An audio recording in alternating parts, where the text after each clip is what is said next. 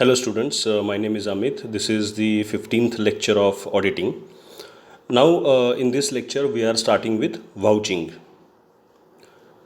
Definitions of vouching are given by various authors, some of which we can see right now. First is Ronald A. Irish. He defined vouching as a technical term which refers to the inspection of the auditor of documentary evidence supporting and substantiating a transaction. So, what does the auditor do in case of vouching is clearly defined in here. It says that it's an inspection of the documentary evidence by the auditor. What is the documentary evidence they are referring to? Is supporting and substantiating a transaction. So, any documentary evidence which supports the accounting entry or any type of calculation is treated is the documentary evidence, and checking of that evidence is called as vouching. According to Dixie, vouching consists of comparing entries in books of account with documentary evidence in support thereof. So that's what I explained for the first definition. It is the checking of supporting documents attached for the accounting entry, whether that calculation or that supporting document is in relation to the accounting entry that has been booked, that is booked or no, that is booked, whether it is correct or wrong, that checking is done, and that checking is called as vouching. According to Spicer and Pegler, vouching is the examination by the auditor of all documentary evidence which is available to support the authenticity of the transactions entered in the client's record. So that's the explanation that I have given for the second and first definition. That is, they check whether whatever documentary evidences are attached to the accounting entry are correct. They are showing true and fair view of the transaction that has happened or that has taken place, and that whatever calculations are there are correct and they reflect the true nature of the transaction. Vouching is the essence of auditing. It includes substantiating an entry in the books of account with documentary evidence. I mean, when we have we have heard this word substantiate quite several times in these lectures by so far. Substantiate means to justify, to support. So, vouching includes substantiating an entry with the books of account with documentary evidence to see that the transaction has been properly entered in the books of account. So if the amounts are not matching as compared to what is mentioned,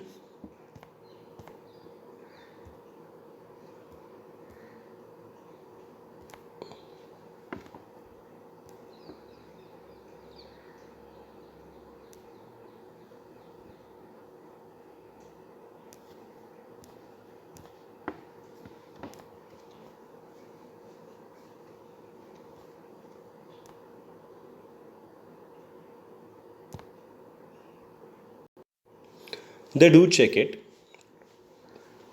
They see that the accounting transaction has been recorded clearly. Vouching is a clear distinction between capital and revenue items. If any revenue item is booked as capital item, that is asset, if any asset item or capital item has been booked as revenue, because it directly affects the profitability of the organization, and hence the vouching has this basic criteria of defining whether the expenditure made by the organization is of capital or revenue nature, the transaction has been properly authorized or not. So they check the compliance part of it, the internal control system. It also includes checking of additions, ledger postings, extracting of balances in the ledger, etc. So they check the totals. I mean, now it's all computerized accounting, but earlier when there was manual accounting, every auditor had to check whether whatever the closing balances of last year were are now transferred correctly in the next year as opening balance or not. So the total of ledgers, whether the balances that were carried forward have been brought forward correctly or not. Um, and then whether the trial balance, debit and credit totals of trial balance are matching or not. If the balance sheet total is matching or not. All such things they used to check. That is also called as vouching. Thus, vouching means testing the truth of items appearing in the books of original entry. That means we check the very nature of the transaction that has taken place, whether that whatever the nature of the transaction is, whether the accounting entry reflects the true nature of it or not. That is checked in the vouching. The auditor should go beyond the books of accounts and go to the source of a transaction. It's just not that when you are checking the balance sheet, you just look at the balance sheet items. We also need to, as an auditor, we also need to go down deep into the roots of the transaction, the whether that transaction, whether it relates to the business that the client is having or not. First of all, that's the foremost and the basic thing that the auditors must check. Then they should check whether the accounting entry is correct or not. So, as an auditor, we have to go beyond the books of accounts and go to the source of a transaction. Then, comparing the entry in a book of original entry with the voucher is not enough. It is possible that for a receipt, a voucher has not been made. A payment, although substantiated with a voucher, may not be related to the client's business, etc. So, the related documentary evidences or related accounting entries should also be checked. Now, let us say if any payables entry is booked in the system, but the payment has not happened, or the payment has happened, we can see from the voucher that the payment has happened, but it's not reflecting in the books of accounting entry. Then, such things also we need to check, and that checking is called as vouching. So it's not just one item that you can check, you have to check the entire link of the transaction that has taken place. The success of an auditor depends upon his intelligence, common sense, observation power, etc., while handling his assignment. So, in vouching, though there are various rules or various steps that an auditor has to follow, when they check a specific area or specific function of the organization, but even after they have all the processes, all the steps to be checked, to be adhered to, still they have to depend on their intelligence, their sense, common sense, their observation power, their connect with the organization, the people working in the client's organization. All these things matter a lot when they want to succeed as an auditor. The basic objects of vouching are verification of authority and authenticity of transactions recorded. So whether whatever transaction has been recorded, is it correctly recorded or not? Whatever supporting documents are attached to the accounting entry are accurate, correct or not? Whether whatever transaction has taken place has that been authorized either by the articles of association of the organization, memorandum of the organization, or the chart of authority of the organization. When I say chart of authority, it says that the chart of authority in the organization specifies the approval limits of each individual in the organization. The approval limits may start from the middle level management. So, middle level management, higher middle level management, and senior management and top management. So, all these people may have some or other type of authority. Let's say the assistant manager is allowed to approve payments up to 5 lakh rupees. Then above 5 lakh rupees up to 10 lakh rupees the manager has to approve. Above 10 lakh rupees, but above 10 lakh rupees till 25 rupees the senior manager is expected to approve, and anything above 25 lakh rupees has to be approved by the top management only. So such approval limits are set up in the chart of authority of the organization. So the vouching specifically verifies this chart of authority, authenticity of transactions that are recorded. Second objective of vouching is to check whether the transaction is related to the business or not. So if the transaction of the business, or if the business is of chemicals, and if the client is selling, let's say, some steel, it's not allowed because the articles and memorandum of the organization specifically mentions about what type of business the client is going to have. Apart from that, they should not carry out any type of business without any approval or certificate from the government. So they need to check whether the whatever the transaction has taken place, whether it is related to the business of the client or not. To ascertain that the transactions are recorded on the basis of vouchers. So whatever recording is done, it has to be on the basis of some or other type of supporting document, and without any supporting, no transaction should be recorded in the system. To ensure that all the vouchers relate to the financial year for which the audit is being conducted. If you have seen the profit and loss account when you prepare it, you will see that whenever you start the P&L account, whenever you draw the P&L account format, you have to mention that profit and loss account for the year 1st of April 2020 to 31st of March 2021.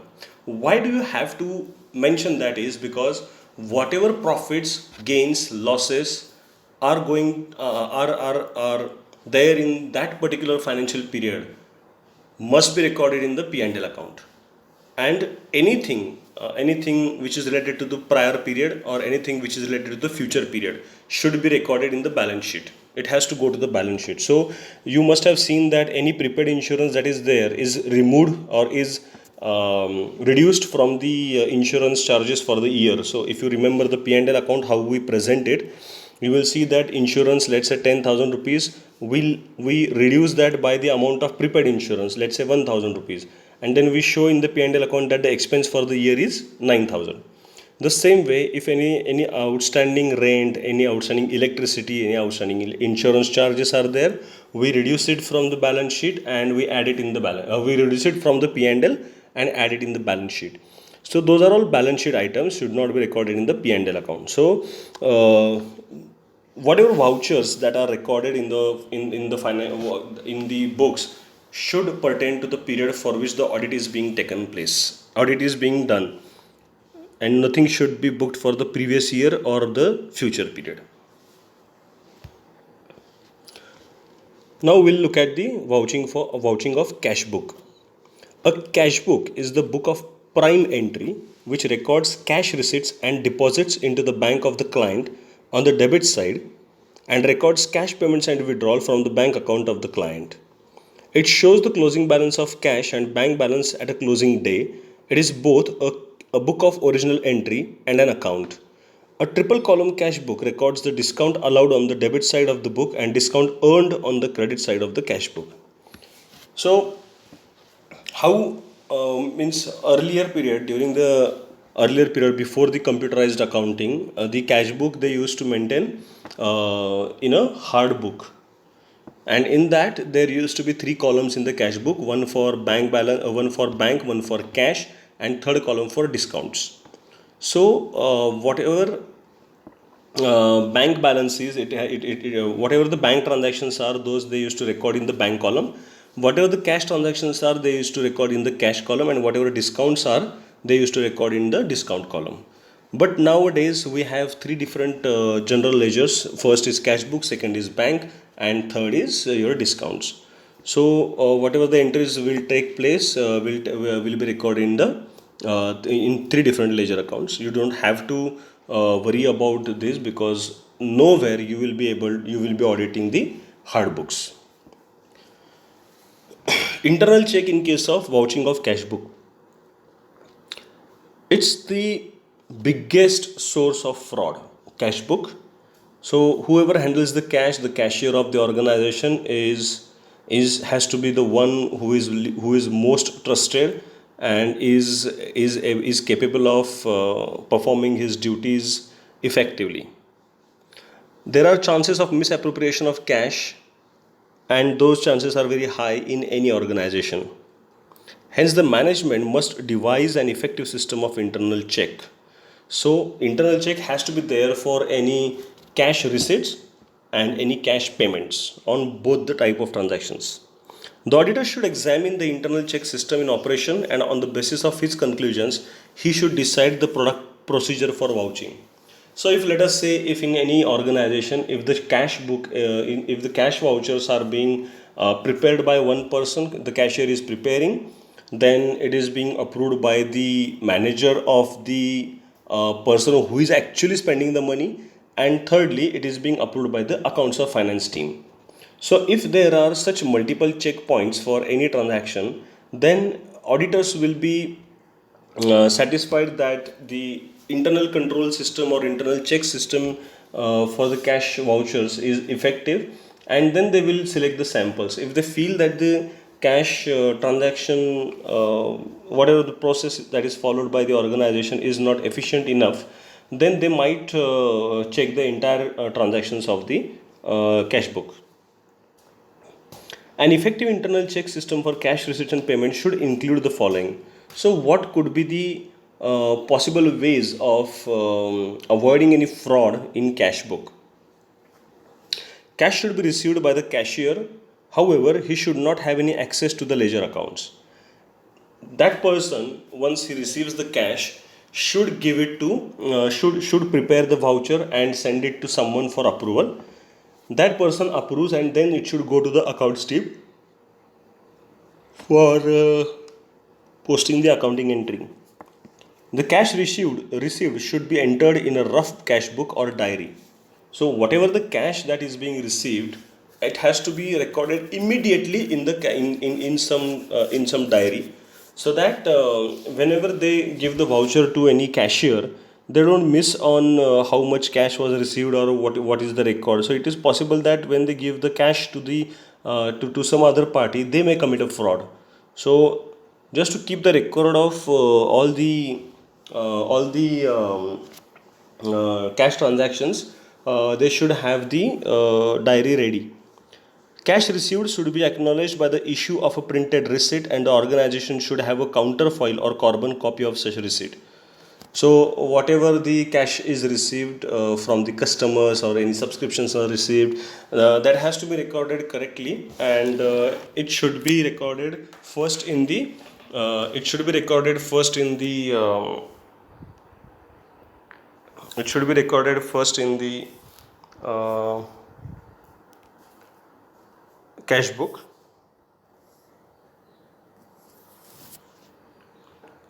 or the not cash book, the cash receipt. Then the remittances received should be opened by the cashier in the presence of a responsible officer who should not be connected to the cashier's office. So whatever remittances are received from the remittances are received mostly from the customers. So whatever the remittances are received should be opened in front of some senior manager person, so that they also check how much cash was actually received. All receipts of the day should be deposited in the bank at the end of the day or next morning.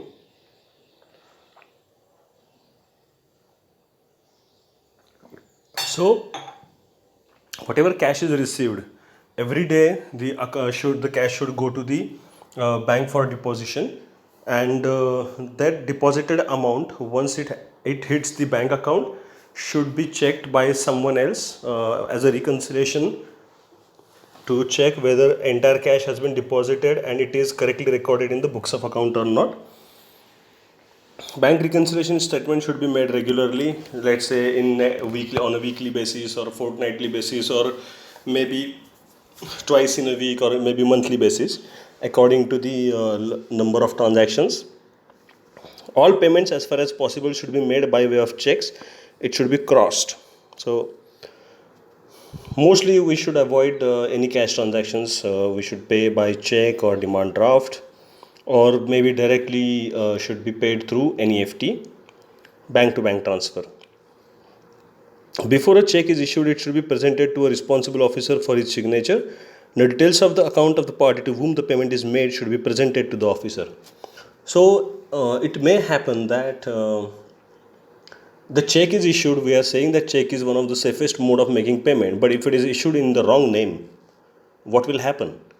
So if let's say we need to give check to Amit, and instead of Amit, if I write someone else's name, I can just give the check to that person, and that person will be able to withdraw money or get the money deposited in his or her bank account.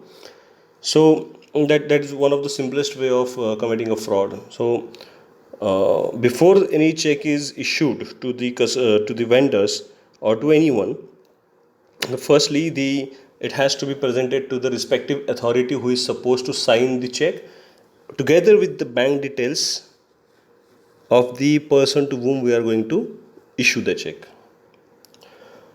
Now let's look at the procedure of vouching of cash book. Debit side of the cash book, that is receipts side. It's difficult to vouch the cash book as some receipts might have been omitted altogether. But if there is a good accounting system or good internal control system, then such issues will be such issues will not be there. The auditor must compare the receipt side. The auditor must compare the receipt side with that of the rough cash book. So as I mentioned earlier, any cash receipt should be recorded first in a rough cash book or in a diary. Then the auditor has to check that diary first with the final debit side of the cash book. If on comparison he finds that there is a time lag between the receipt of cash and entry in cash book, he must examine in depth, as it is possible that a first receipt is misappropriated and later receipts are posted against the accounts with delay. Some of the items appearing on the debit side of the cash book may be vouched in the manner stated below. First is opening balance. This should be compared with the balance shown in the duly audited balance sheet of the previous year. So as I mentioned, what if it was if the client is not following any ERP system of accounting, then they should first check whether whatever balances were carried forward during last year have correctly been brought forward for this current year. Secondly, cash sales. In cash sales, let's check the internal check system. There are greater chances of fraud under this head. Salesman may sell goods, misappropriate the money received by avoiding recording the receipts. In order to avoid fraud, the internal check system should divide the task related to cash sales into three parts. Firstly, a salesman should neither deliver the goods nor should receive the cash. So a salesman is supposed to just do a salesman job. He should prepare three copies of the sales invoice. One should be kept by him, and two copies should be given to the customer. The copies of the cash memo along with the amount would be handed over by the customer to the cashier. The cashier would stamp the copies as cash paid and return a copy to the customer. The customer would get the goods purchased from the gatekeeper on handing over a copy of the memo. Thus, the whole task is divided among three persons: salesman, cashier, and gatekeeper. So, when one transaction is being divided into three different parts, it is possible that the company will see a will be able to reduce the frauds to a greater extent. Recording of a transaction and custody of assets are in different hands. This would minimize commission of fraud. At the end of the day, all the three will send summaries of goods sold, cash received, and goods received to the general manager. All should tally. If it doesn't tally, someone of them is committing a fraud, and the company should take the decision accordingly. Then, what would be the procedure for vouching of the cash sales? Firstly, what are the vouchers that are prepared for that? Copies of cash memos, total of cash received if automatic cash recording machines are used, and till record if computerized stills are used. Counterfoils of paying in slips, proof of deposits made in bank. Then cash sales summary by cashier, salesman summary of goods delivered summary. These could be these could be some of the vouchers that are checked for cash book vouching. Now, what is the procedure to check cash book? The auditor should examine the cash sales amount entered as the debit side of cash book there with a daily cash sales summary and copies of cash memos. After checking if the company is using cash recording machines, the auditor should compare the entry in the cash book with that of the total of cash received as shown by the machine. In case computerized tills are used, the entries in the cash book should be compared with the till records.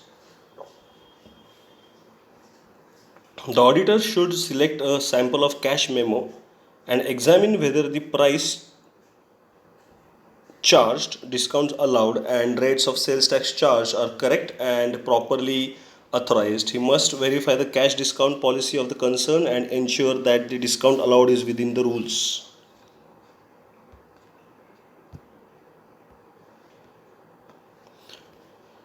He should give particular attention to the dates mentioned in the cash book with that of the dates stated in all the three summaries. On depositing the daily cash, the depositors get the counterfoils of the paying in slip as proof of having made the deposit. The auditor should examine the counterfoils with the cash sales summary to ensure that the deposit is made on the same day. If that deposit is made at the later date, he must find out the reasons. There is a possibility of lapping in such case. I mean, people may commit a fraud, take the money, use it for personal use. Once they are done, they once they get the benefit from that cash, then they will deposit the money into bank account. That could happen, and that's the reason why they should check if there is any time lag between actual receipt of the money and the deposit in the bank account. Besides the above, he should check the arithmetical accuracy of cash memos, cash sales summary, and gatekeeper's goods delivered summary. He should ensure that the cash received, the discounts allowed, and sales made are entered in the correct account with correct amounts. So, with this, we will stop here and we will continue with vouching and recording of sales in the cash book in the next lecture. Thank you.